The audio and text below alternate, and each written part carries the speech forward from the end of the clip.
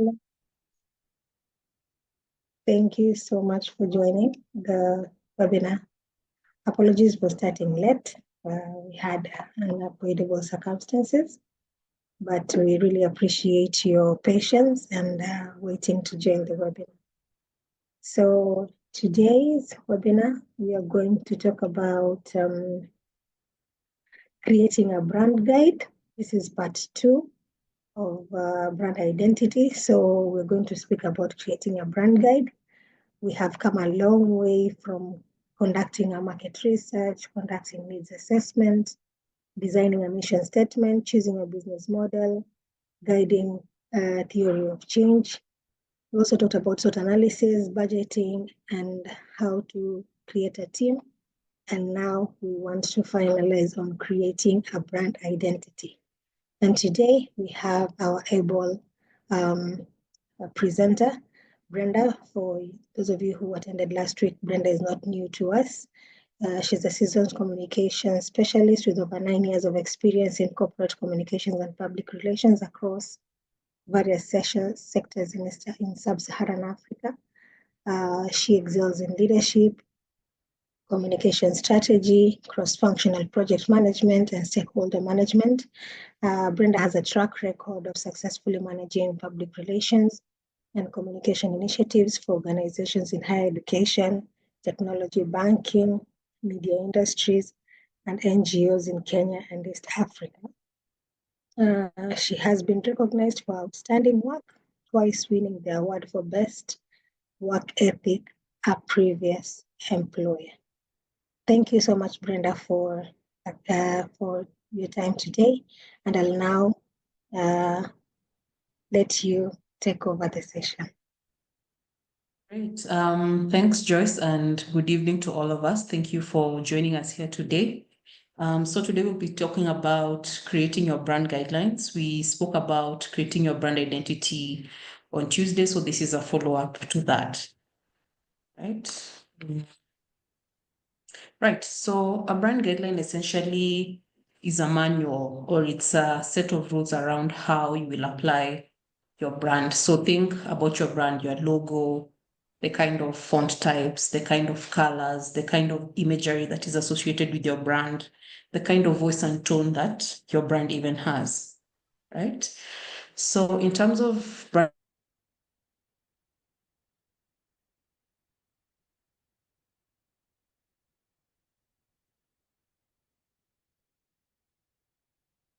so you have your sales team, they are on the ground, they know what is being said about you. You have your top level executives, so yourself as the founder could be part of that.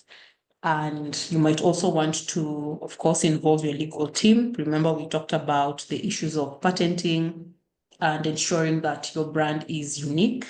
And lastly, of course, you need the designers because they're the ones who are going to help you execute your idea into life, right?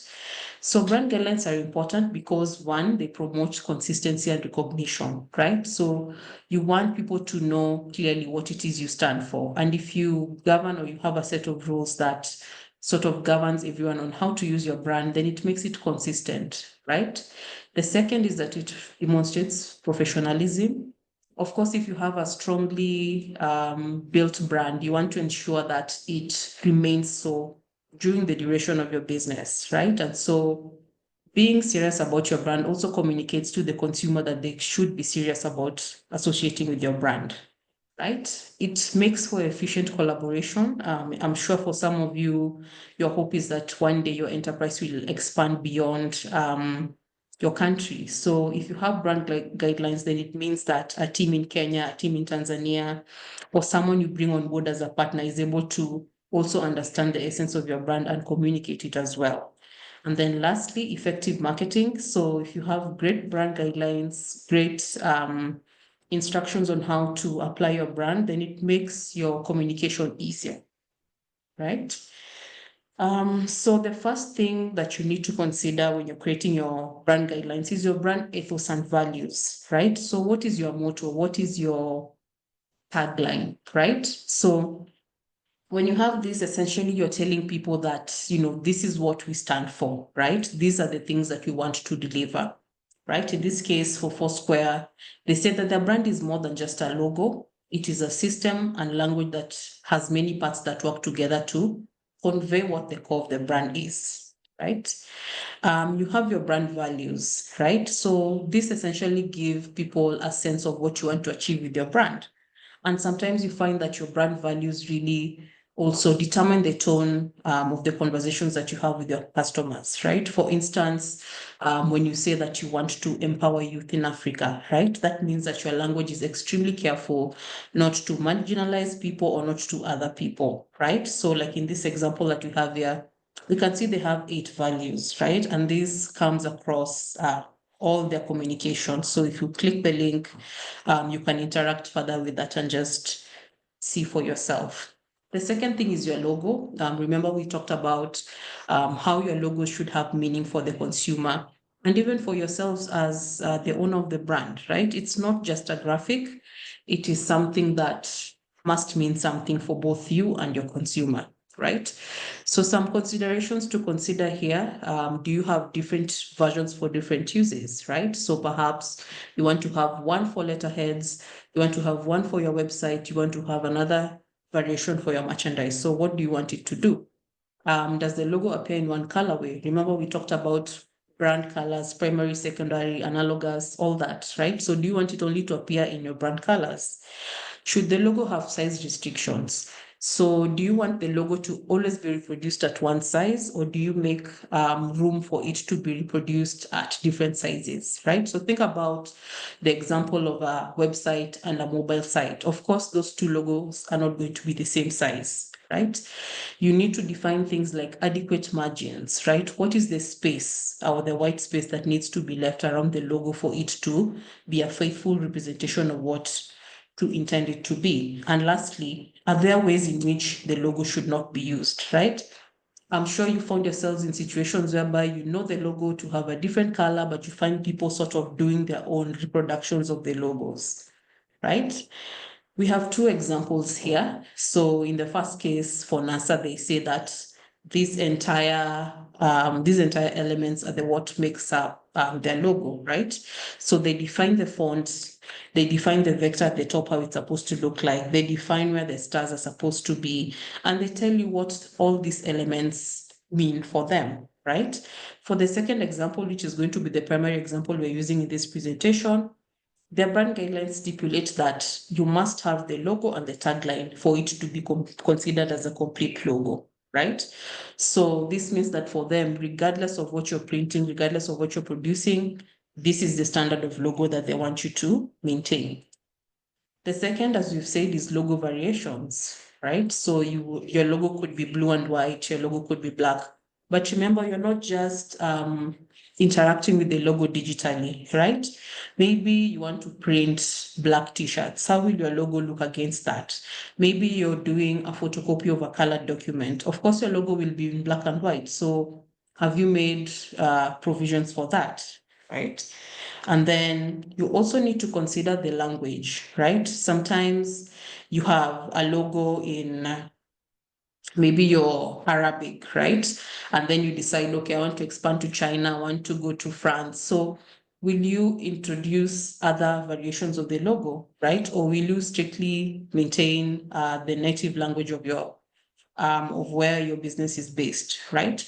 So in this example, you can see that we have the English version for the UN Habitat logo, we have Arabic, we have Russian, we have Spanish and Chinese, right?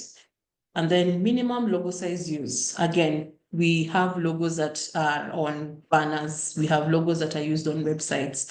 Your website must be used on a mobile phone. So for each of these platforms, how does your logo need to respond, right? So in this case, you can see this is Penguin Random House. And you see, they say that the minimum print size of the logo is 6.5 millimeters, right? I'm sure when you buy their books, this is the logo that tends to be on the front cover. So this is the smallest it can go, and this is the biggest it can be, right? Remember that sometimes when you distort logos in certain sizes, they stop making sense. So you really need to define what these measurements are, right? Logo spacing. the space around your logo is also as important as the logo itself. There's nothing as bad as having a logo that is distorted or does not look natural. And I'm sure by natural you understand what I mean, on a document or on a piece of artwork, right? So here you must define the X height. So in this case of UN Habitat, you find that their minimum height or the minimum space of the logo is the letter U, right? And you can see in the illustration here, they define the space that you use. For some, you can decide to just give it a number, maybe 0.5 mm for all of it around, right? Then you must specify what incorrect usage of your logo looks like, right? So your brand might evolve over time and you find that maybe the logo might change. So tell people if you've rebranded, they're no longer allowed to use your old logo. They must comply with the new logo, right? You must tell people that rotating the logo or distorting the logo in any way, shape, or form is also prohibited. You can also prohibit the use of any colors not specified in the brand guidelines. You could tell people not to resize or reposition any elements of the logo, avoid using low resolution versions of the logo, and avoid logo placement on images where they would be illegible. So let's look at some examples. So in this case, we go back to example of NASA. So the first thing they give is that do not delete the elements. So in this case, you can see they have the swoosh at the top, but they don't have the orbit and they don't have the stars, right? In the second, you can see they've added an element. Someone has all the correct elements, but they've added an element of their own, right? They also say you do not distort the insignia. So here you can see that the NASA clearly has been stretched, right? Again, here, don't add a glow or a drop shadow. So you find that some people are tempted to maybe add shadows or to maybe make the logo look quote unquote fancy, and which is against brand guidelines, right? They tell you not to change the colors. You can see the blue is no longer the blue that was there. The swoosh is not the red that was there. The orbit is no longer white but orange, right? And lastly, do not add colors to the one color insignia. So this last logo ideally is their black and white logo, but you see the thing at the top is red, and the brand guidelines say that it should not be, right?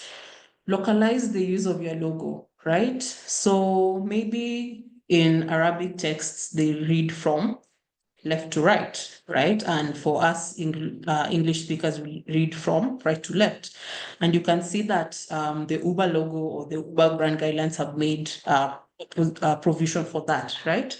So they say that for digital communications, the logo is at bottom left. Then for bottom right, for communication in language that reads from right to left, right?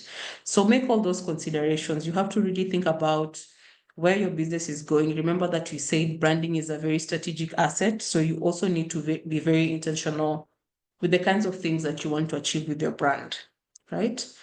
Your brand colors, so you must include this in the guide, right? Do you have principal brand colors? So is your color red, orange, and yellow? Is it blue and yellow? Is it blue, yellow, and white? So whichever iteration you decide, you must indicate that in your guidelines. Then you must define the Pantone swatch of each brand color.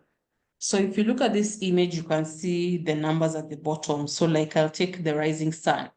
The number there, when you even Google it online, if you Google this code online, it will give you that color. If you enter this number in maybe Canva or in Adobe Acrobat, whichever software you prefer to use, it will give you exactly this color, right? And having these codes is extremely important, especially when you're printing merchandise, because different materials take color differently. So you must be able to tell the printer that these are our colors and these are their Pantone swatches, right? To make sure that there are no deviations in color, right? So in this case, in the case of UN Habitat, you can see they've clearly defined their colors. They give you the CMYK numbers. Their Pantone is 306C for the blue. Their RGB values, they've given that, and then they've given you an option, right? And they've done the same for the black, which is their company color, and the white, which is their company color, right? Secondary colors, we said that these are depth. to your primary colors, right? And so in the case of UN Habitat, these are their secondary colors. Again, notice the Pantone swatches that they've given, which makes sure that whoever is printing or whoever is manipulating their logo or their content knows exactly what they're using. And then maybe just a point to add on this, normally the use of secondary colors could be used in specific things, right? Perhaps you want to have a secondary color when you're doing a report, maybe the report should be in a certain color. Maybe you could specify that in a booklet or a brochure that you're doing, you want the text boxes to be in specific colors. So going to detail about how each of these secondary colors can be used in your brand communication. Your brand typography, we spoke about the kinds of fonts and what they communicate. And so you must be clear what is the typeface and the weight, right? So in this case, you can see they have their typeface as Roboto, right? And they've gone ahead to put it into different iterations of how it would look, right? And then you have one font for headings and another for body text. Define that. So maybe you find that my heading text is Helvetica and my body text is Cambria or Calibri, right? Define that, right? Do you have size specs? So will the font always be size 11, size 12, size 10.5? You have to define that, right? In your document, perhaps you might have typeface that you only use for your logo, right? An example for us, we are partners with the MasterCard Foundation, and for them, they have a specific font that they use in their logo. I think it's called MC something. I'll get the name for you later, right? Brand photography and graphics, right? Remember that all the things you're doing in terms of communication must all be tied back to your brand ethos and must be tied back to your values, right? And some of the ways that you're able to illustrate this is through the kind of photography and the kind of graphics that you use, right? So for photography, for instance, you might want to say things like, okay, do you want images of people doing things? Do you want images of people, whether they are posed, or do you want the images to look more natural, right? For illustrations, perhaps you could go a step further and decide that, you know what, if you want to use illustrations, you can use general illustrations available at a certain database, or you might want to specify maybe that for you, your illustrations will always be done by local artists, right? And then other considerations here. So can your logo be set against a photograph? Sometimes this is impossible because you find that maybe the colors in the logo might clash or the logo might be too big for that placement. And yeah, so an example here, right? So this is a brand that says that their visuals should fulfill three purposes, right? They catch the attention of the viewer. So look at the middle photograph, right? It's quite a dramatic photograph of a river, right? Tell the monobrand story. So the brand in question is called Monobrand and they're in agriculture, right? So here you can see the third image clearly focuses on agriculture, right? It must set the mood. So of course, when you see someone in foliage and greenery, you automatically make that association with agriculture, right? You might also want to go further and even decide to give guidance on when to use stock images, because sometimes, of course, it's not easy to really get imagery that communicates. So you decide to use stock images. So like for the example of the workplace, our stock images primarily focus on students. So we normally tend to emphasize students in groups and we focus on local students, right? Again, back to our example on UN Habitat. So for them, their guidelines are that the photo should look natural, they should not be staged, and they must feature human interactions. So in each of these photos, you can see quite natural photos. In the third image, you can see the human interaction aspect in the two boys running in the rain. And lastly, you must provide captions and credits. So here you can see the name of the photographer was Kristen. So credit your photographers as well, right? Brand stationery, right? So you have your logo, you have your brand colors, but how is this going to look on your stationery, right? So here maybe you have letterheads and you have business cards. Those are the most basic stationery that each business has. So define how your brand or how your stationery would look. So in this case, you can see that the total length of their business card is 54 millimeters. You can see that the space that has been left between the top of the business card and the logo is 7 millimeters. You can see even the font definitions for the text in the body, right? They've defined that. And then they tell you that at the bottom, between the last line of text must be 5 mm, right? And from the side of the card to where the text starts should be 1.5 mm. So do all these specifications, right? This is the front page, and you can see even for the back page, they have additional specifications on that, right? You will print merchandise at one point or the other in the history of your company. So determine how this is going to look at the very basic for yourselves, right? So here you can see they've given all these options for how the logo should be applied on merchandise of various colors, right? Of course, when you have partners, then you have to decide what is the order of the partners going to be, right? Of course, the order is usually to start with yourself as the key organization and then follow it up with the partner's logo, right?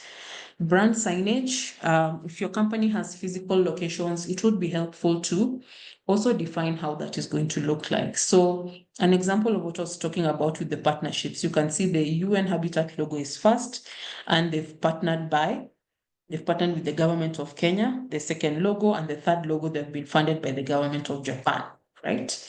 And you can see how they've made provisions for how the text should be looking and the location of the project, right? And then brand voice and tone. We've spoken about brand values, right? So what do you want people, what images do you want to conjure in the heads of the audience when you're talking to them, right?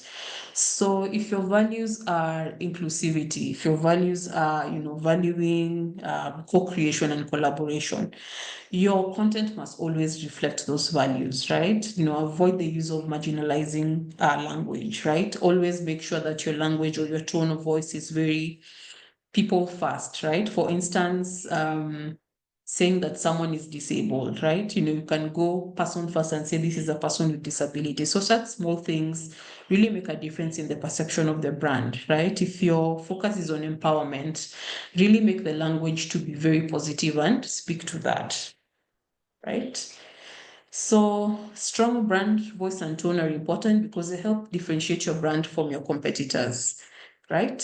So in this case, we have FedEx and UPS, which both deliver packages. For FedEx, they promise overnight delivery, and for UPS, they focus more on the logistics, right? So they say customer first, people led, innovation driven. For FedEx, their slogan is when it is absolutely positively has to be there overnight, right? And all the brand communication is led by that, right? It can help you to build brand authority with your audience, right? If there's a way you've expected your think of the brands that you use, right? There's a way that they talk to you and you feel that, yes, these people are making sense for me and my needs, right? And then it helps you to form connections with your target market, right? So we talk about storytelling a lot in business. So having positive language, having a specific tone really can humanize your brand, right? And build that connection deeper, right? Lastly, it helps to increase your consistency, right? So regardless of whether I'm reading an interview in the paper, regardless of whether I'm interacting with the website, regardless of whether I'm on your social media, it must feel the same. I must have the same essence of your brand across all these platforms, right? We've spoken about this. Maybe here what I'd add in terms of digital, more and more we find that our businesses are thriving or are being seen online. So your brand guidelines must also contain some guidelines in terms of what is posted, right? Which content formats would you want to focus on as a brand? What is the tone that you want your brand to have online, right? What are some of the content that you will absolutely not post on your pages? You must be very clear about that. So an example here, you can see again for Uber, their tone guideline is optimistic, right? problems are solvable, good ideas have won, and the future is bright, right? Another guideline they've put for themselves, inviting, right? Voice for everyone. And then last, tone, tertiary voice. They are the leaders in their field and they are enthusiastic to share their innovations, right? So provide how, or other examples of how people you want your tone to come through, right? So an example here is Channel 4, British Public Service Television. And this is some of how they want their guidelines to look like, or they want their voice to look like, right? So you can see here they've defined each of their programming and some of the language that they would like to use, right? Given the fact that they say that their voice is bold, surprising, and challenging, right? I'm sure if you saw some of this out there in real life, they'd really grab your attention. I would be interested to see what exactly it is the program is about, right? So here is how your tone guidelines could look like, right? So you see, like here, they'll be defined on website copy, right? This is how the tone will be. On email, they say that you must be personable and friendly. For a case study, they tell you that you must be personable, but be very smart and sophisticated, right? So you can go very granular and define each of the tones for all the kind of content that you produce, right? And then, of course, add quick tips or a checklist. Again, you can see here some of the checks that Uber has put in place for checking their tones, right? So what should someone consider? If I want to sound optimistic, what are the things I should consider? If I want to sound inviting, what are the things I should consider? Or how should the thing sound like when I'm finally done writing it, right? In terms of brand guideline best practices, you must have clear usage instructions, right? So it's not just enough to do a document, but demonstrate how this document should be used, right? If you tell me do not alter the logo, show me what various alterations could look like so that when I'm interacting with the document, I know exactly what to avoid, right? Make your assets downloadable or easy to access, right? I'm sure we've seen organizations where they tell you, no, it's against the brand guidelines, but no one can really tell you, okay, here is a copy of your brand guidelines, right? And then when you include things like fonts, when you include things like databases for photography, it would be helpful to include links to those so that I'm not really struggling to find photos on myself. I already have a place where I can just click and get them, right? Have guidance for different channels. So your brand looks different in different channels. So if it's digital, how will that look? If it is on print, how does that look? If it is a TV ad I'm doing, how will that look, right? Swap PDFs for digital brand guidelines. So you could choose to have a web page that is entirely dedicated to your brand guidelines, which makes it easier for people to engage with and to use it, right? I know more often than not when you're sent a big PDF, you download it and perhaps you'll never ever open it again, right? And then you must update your brand guidelines. Remember that your brand keeps changing. The market in which your brand is operating keeps changing. So how is your company changing with this, or how is your company rolling with these punches, and what are those punches meaning for your brand? So you must keep it fresh, you must keep it dynamic, right? So yeah, that brings us to the end of today's session.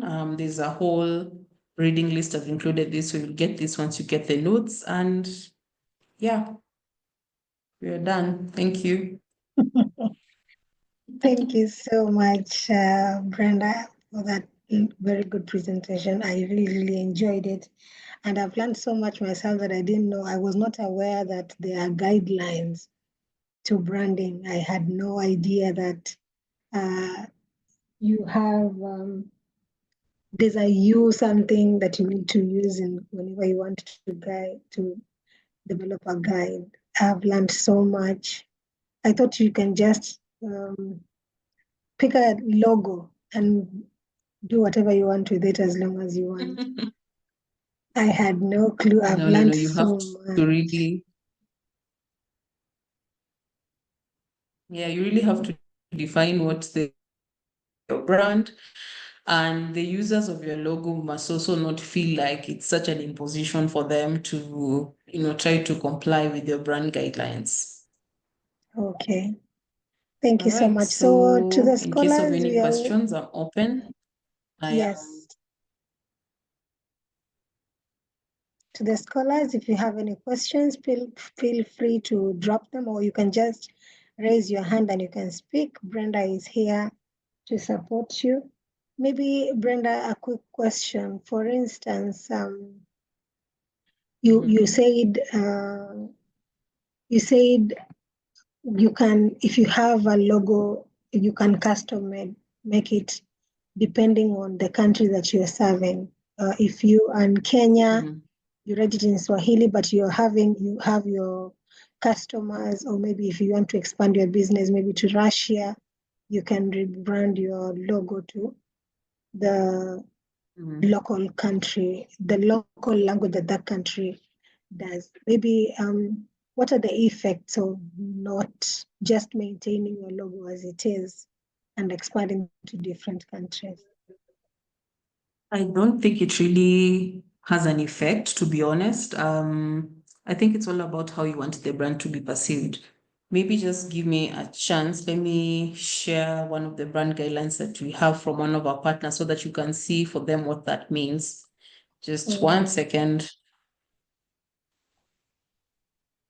Okay, as you're putting that, Mohammed, I've seen you, and Ifunanya and Mukoro, just I'll give you a chance. I'll call you out once Brenda responds to the question.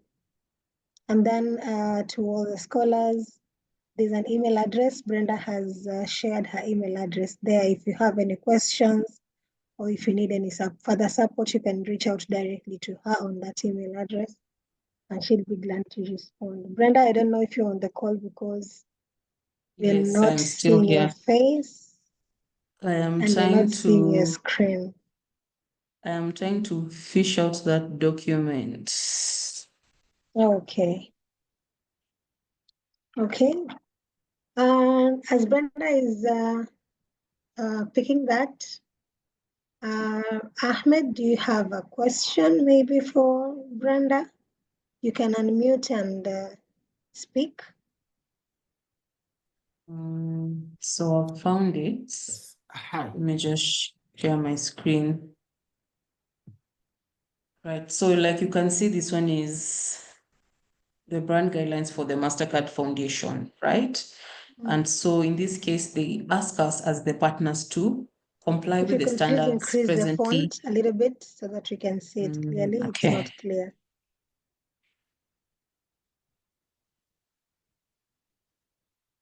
that's too big. Yeah, much better. Okay. So you can see here they've defined what their logo looks like, right? So they have this option for grayscale, they have this option for the solid mark, but at all times, this is the logo we're expected to use, right? So for them, they've even gone further to say that without this trademark logo at the end here, you cannot use, it is the incorrect version, right? And they've gone even further to give you the color codes. But bringing us back to the point, you see, for them here, they say that you are not allowed to change the name. So it depends on what you want to achieve really as the organization. For them, they are keen on being perceived one way across the globe. So for them, it's always the MasterCard Foundation. You are not allowed to change the language. This is Spanish, and all these other variations are forbidden, right? So yeah, it must always appear in English and must not be translated. So they give you an option. If you must translate it, you have to get in touch with the brand team, right? We've spoken about the common mistakes. For them, this is what they tell you should not be done. So here, this the orange center shape is missing, right?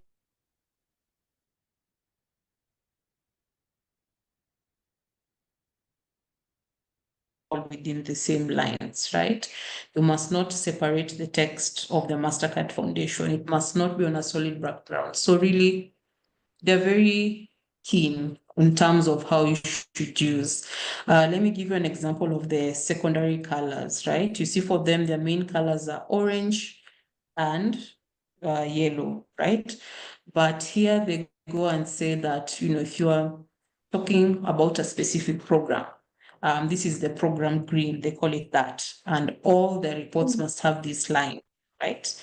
And then this is how report titles are represented. So they're extremely keen, right? Here you can see it is in partnership for the world. So their logo is always first, and then the partner's logo comes second, right? So for each of the things that they take part in, they've given you what it's supposed to look like, right?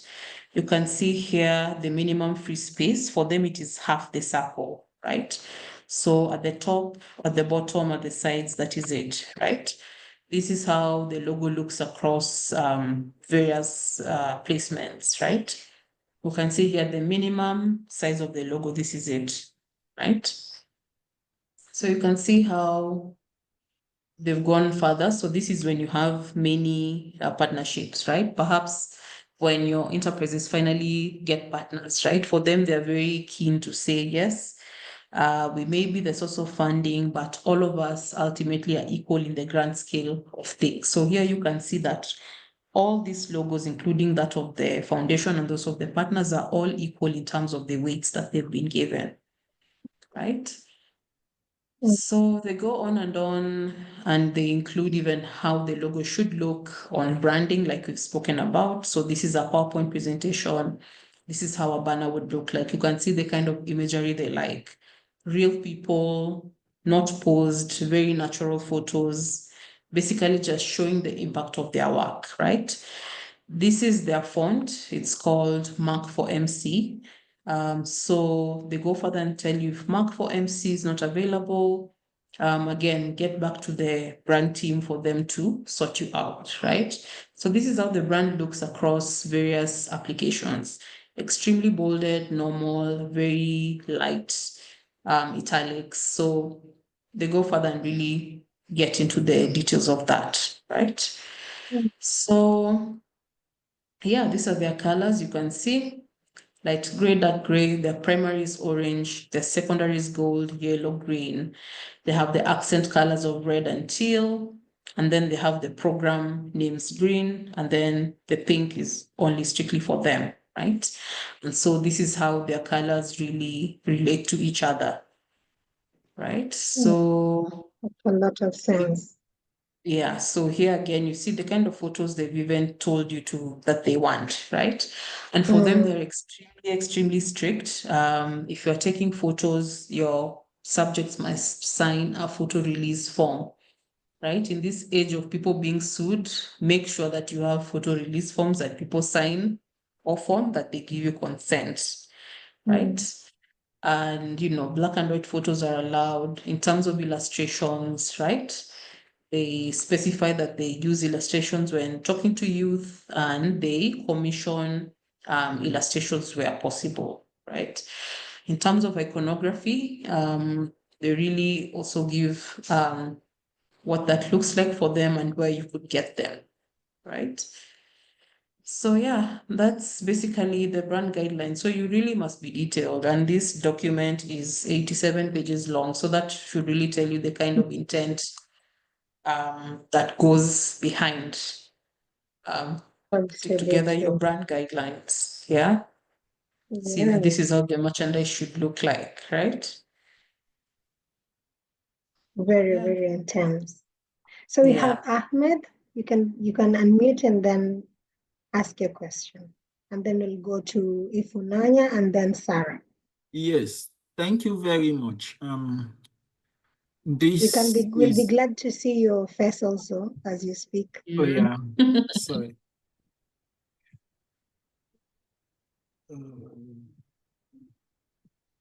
I'm just seeing the audio option. Mhm.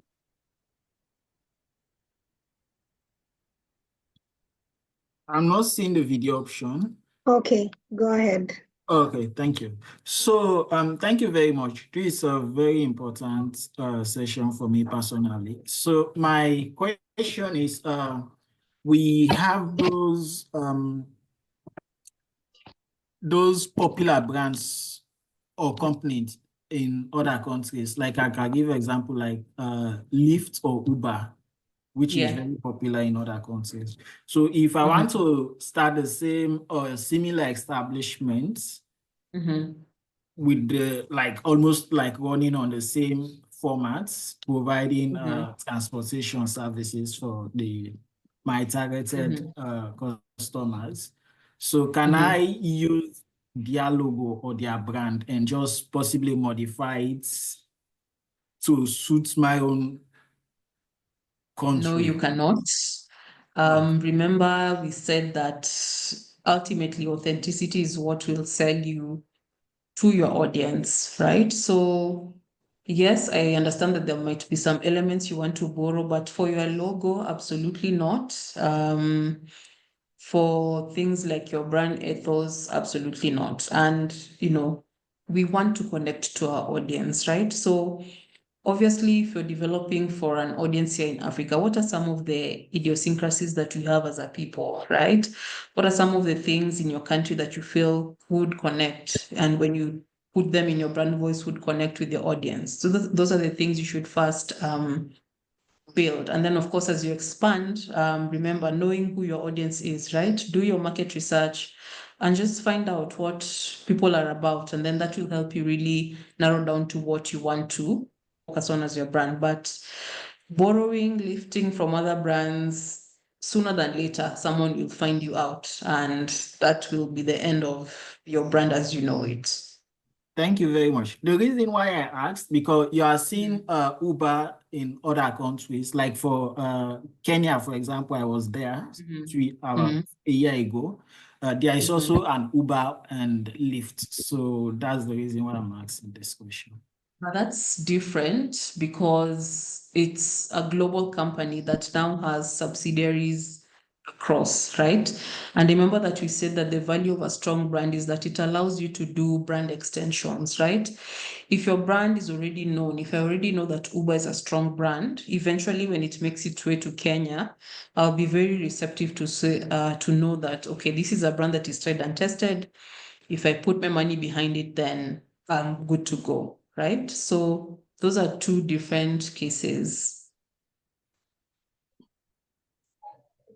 Right. Omukoro Sarah. I hope I've answered you, Ahmed. Yes, thank you very much.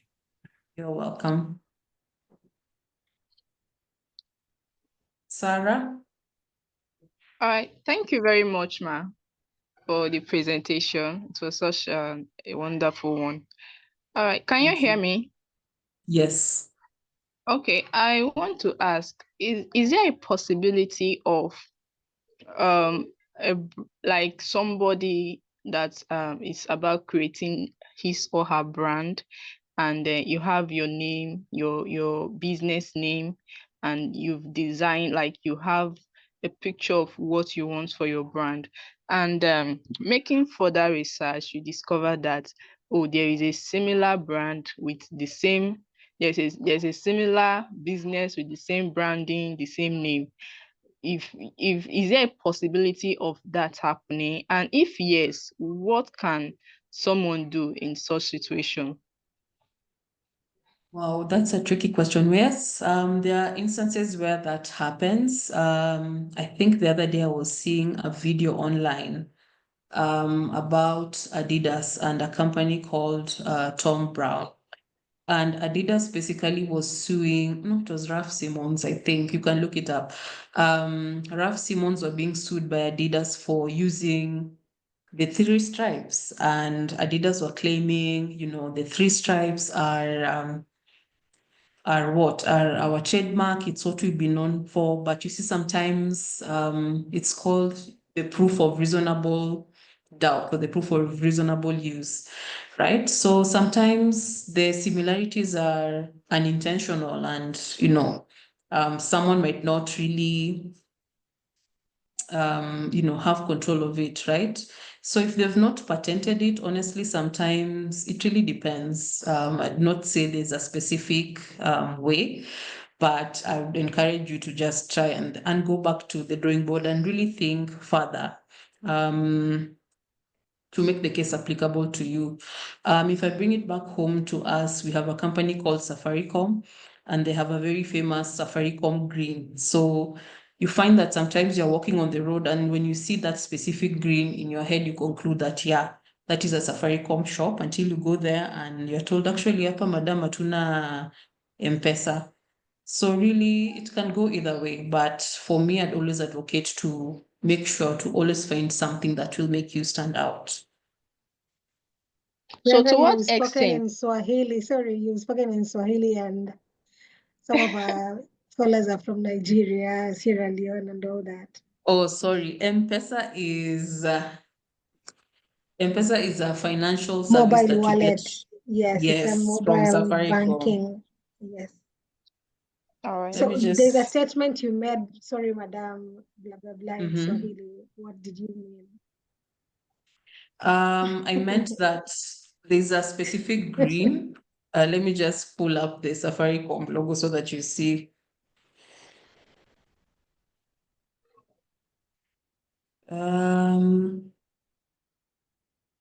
Yeah, so okay, here we are. So normally when you see this green, it is so ingrained in your head, this green, that it is a Safaricom green. So sometimes when you're minding your business out there and you see a shop with this green, your mind just jumps to the conclusion that it must be a Safaricom shop. And sometimes you walk in and you're told, yeah, it's actually not a Safaricom shop. But you see that association already exists with that green, right? So if you as an organization, so I want to pull up another one here. I want to pull up another image. So if you look at this logo, for instance, if you do the distant green and red, if you don't think so deeply about it, you'll think it's a subsidiary, but it's not, right? So my point is just try and always make sure that you have a very significant differentiator from yourself and your competitors. All right. Thank you, Ma. You're welcome. If Unanya, you can go ahead and speak. Okay, thank you very much, Ma, for the presentation. It was very, very impactful. Now, my question is, I was thinking that, for instance, I started an organization or a business, and I designed a particular logo. I have a particular brand, a logo. Now, when I was designing this logo, I had something in mind that this is what my business is all about. So putting all that into consideration, I designed the logo. Now, as the business grows or the organization grows, and I'm adding other things to it, I'm adding other kinds of things to the business. Is it okay to improve on the logo or change the logo to be able to pass the information, the message you want to how will I put it? You have to actually showcase the business properly. So can your logo improve over time, or you've created a logo for its business, it's just supposed to be that logo? That's my question. Absolutely. You remember we said that your brand changes, right? So maybe you started as I don't know, what is your business in?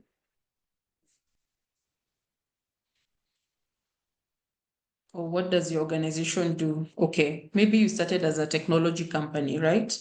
Over time, you realize that you want to go into tech, right? So you decide that either A, you're keeping your master brand, or B, you are developing secondary brands for each of the businesses that you have. I think in Tuesday's slides, we discussed FedEx, right? So they have FedEx as the master brand, and then they have FedEx, other different logos for each of the subsidiaries that they have under their company. So it's entirely possible for your brand to keep changing. Sometimes the change in brand logo could be due to a brand refresh, right? Maybe you want to be perceived in a different way. Maybe it is just time and you want to keep up with the youth, so you decide to change. So yes, it is absolutely necessary, and it is absolutely okay for your logo to keep changing.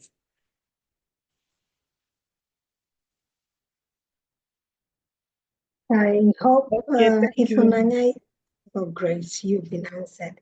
There was a comment in the Q&A. Zikilira, do you want to speak? Or Chika, do you want to speak as well? Chika is asking, maybe she can clarify. She say, if you don't mind, Ma, can you throw more light on emerging logo and image, on merging logo and image? Maybe Chika, if you can speak so that we can understand your question. Go ahead.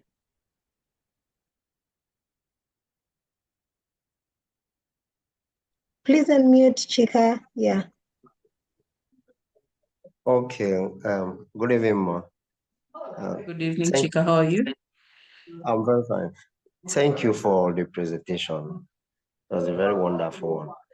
Thank you. I was confused where you were saying something about placing image on logo. You are using something river. So I didn't actually get it clear. Even the image, I was somehow confusing on that particular slide. I was What I somehow meant, confused. sorry, what I meant is sometimes, okay, in the nature of photographs, they are very busy, right? So, sometimes you might want to put a watermark on your logo, right? So again, sorry, let me get you another example to show you what I mean. Um,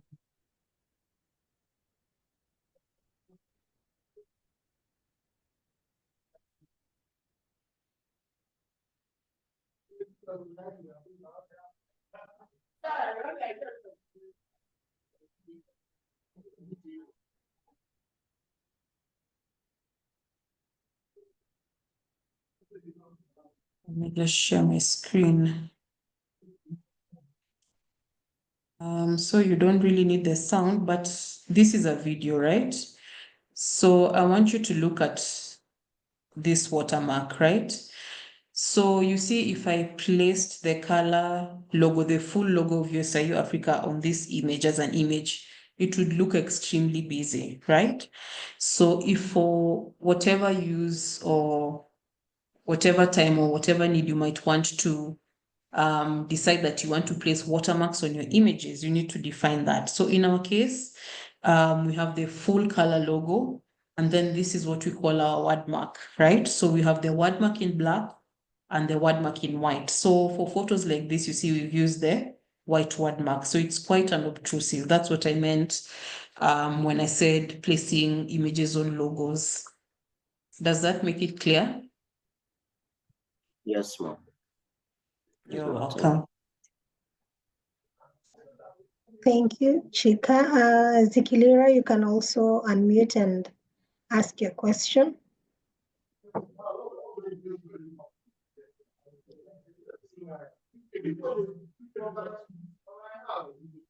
Okay, she's asking, can you share an example of a brand that failed? She's here. Mm-hmm. Okay. Zikilira, okay, so it's a he. Go ahead and ask your question, please. Hello, thank you very much for the opportunity. I know there are times where people get their brands and for one reason or the other, the brand fails to achieve the target purpose. And in some instances, it's due to market shifts and or otherwise. So I was wondering if you could share with us an example of a brand that failed to adapt to market shifts, because market shifts every now and then.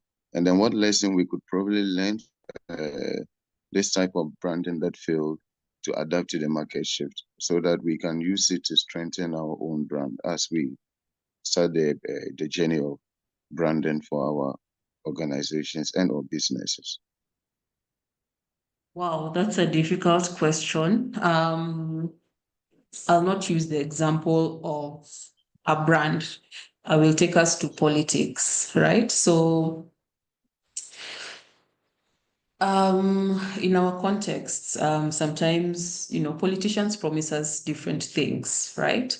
So I'll come and tell you that I will give you healthcare for your children, I will build schools for your children. And me as me, I am not married, and sorry if this will offend anyone. I'm not married. There's no history of me being in a relationship, but here I am telling you authoritatively that I am going to build schools, right? For someone in the city, you'd think, okay, fair enough. I probably have the technical experience to do that.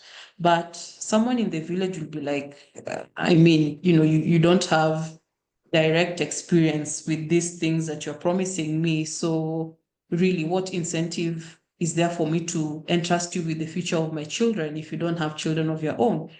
And this is purely anecdotal, but normally you notice that, politicians, some of them tend to get married towards the election year just to make sure that there is congruence between their public image and what it is that they're promising you. So I really don't have an example of a brand, but that is what came to mind. But in terms of successful brands, there's a brand called Avon, and they had a product called Skin So Soft. Just let me pull that up. So when they developed this product called Skin So Soft, ideally it was supposed to be a moisturizer, right? But over the years, they found that the people who used it as a moisturizer also noticed that it repelled bugs, right? And so, okay, I don't have a great picture of it, but you can look it up online. So Skin So Soft started as a lotion, but it changed because I used it and I found, okay, if I used it and I went outside, I was not bitten by mosquitoes. So instead of entirely rejecting the product line, they shifted it. And so they had, the Skin So Soft regular, and then the Skin So Soft that now was also bug repellent. So in that way, they've been able to sort of interact and incorporate the kind of feedback that they've gotten into their product, right? And it worked for them, and their sales really continued to go up for that specific product. I hope I have answered your question. Yes, Ma, you have. Thank you. You're welcome. Thank you as well. I think that is it from our end. No more questions here.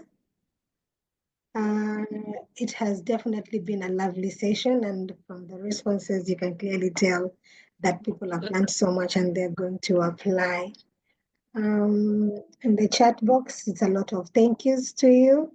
And scholars, you have been provided with references where you can go and check and learn more about branding and the guidelines on how to use. So maybe just a reminder to the scholars, we are approaching our pitch competition week, and I hope you guys are in the process of developing your pitch presentations. Remember, there's $500, $300, and $100 as prizes for you for the best presentation. So make use of this opportunity, make use of the learnings that you've received here to make a very, very good pitch presentation and win yourself the amazing prizes. And definitely, if you have any questions, you can always reach out to us and we'll link you to the right person who is going to provide responses for you. That is it from my end. Brenda, if you have any closing remarks.